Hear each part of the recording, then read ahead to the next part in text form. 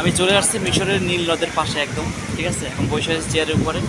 তো এখানে আপনি বেশিক্ষণ থাকতে পারবেন না, কারণ হচ্ছে বাতাস লবণাক্ত বাতাস আর পানিও লবণাক্ত।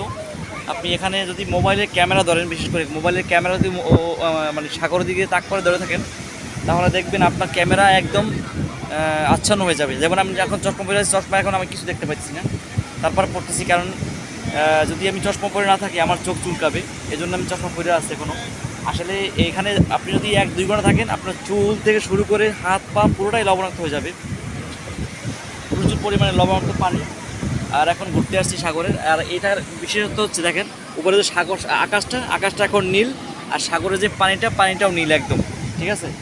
আর এটা সবচেয়ে মজার বিষয় হচ্ছে এখানের সবচেয়ে মজার বিষয় হচ্ছে প্রচুর পরিমাণ বাতাস থাকে, আর প্রচুর পরিমাণে হচ্ছে মানুষজন থাকে, যেতে খুব ভালো লাগে আসলে বিষয়গুলো দেখতে। আগে এরকম ছিল না, অনেক নোংরা পরিবেশ ছিল, এখন খুব সুন্দর পরিবেশ হয়েছে।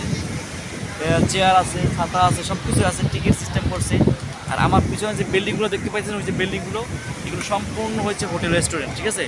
এখানে হচ্ছে যারা দূর থেকে ঘুরতে আসে, এখানে থাকে 2 রাত 3 রাত, ঠিক আছে, এরকম।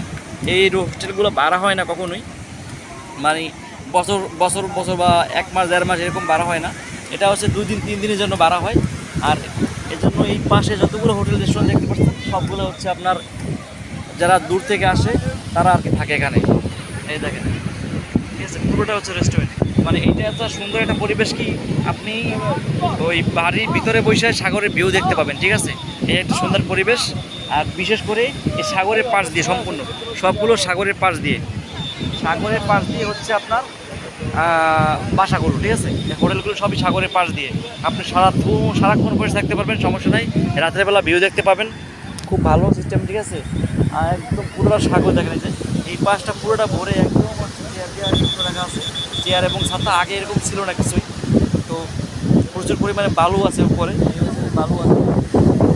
আর সাগরে প্রচুর পরিমাণে বড় বড় ঢেউ আছে। চলেন দেখাই আপনাদেরকে ঢেউগুলো, এত পরিমাণ ঢেউ।